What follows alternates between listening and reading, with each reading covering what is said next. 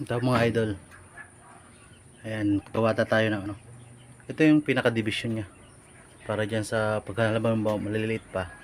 Hindi mo natin papakawalan dito kasi masyadong malawak.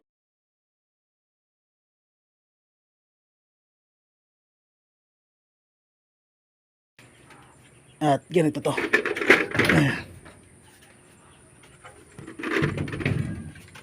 Ayan o. Ayan. Diba?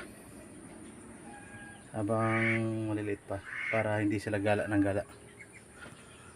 Diyan muna sila 50 piraso. Baka itong kalahati lang yung malagyan natin. At sa susunod naman to pag nagka-budget naman tayo. Alright. Ayan mga idol. Sa wakas, nagkalaman ng ating unting manukan. Ayan na. Ito nyo naman. 70 heads lang po yung nabili natin kasi nagkataong nagipit tayo. Nabawasan yung ating pambili. Dapat target natin dito ay 150. Ayun. Nagamit doon sa karaang birthday yan. Pero okay lang yun. At least nakapagkarga pa rin tayo kahit kalahati. Ayan. Ito naman.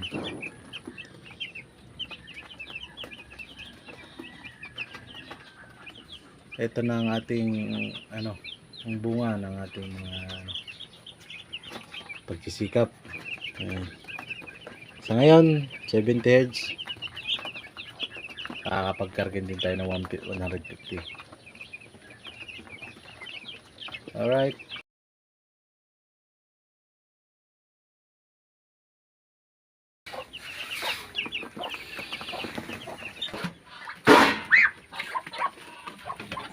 Bale, ayan mga idol, meron na tayong 130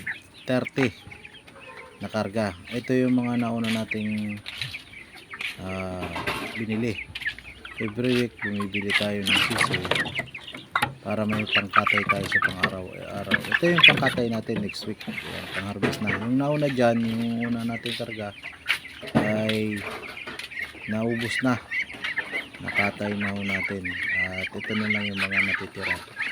Ayan, 2 weeks, 3 weeks. At yung 1 week ay nakasabay na po dito sa ating alaga. Ayan, may meron nga pa yan, bakante pa.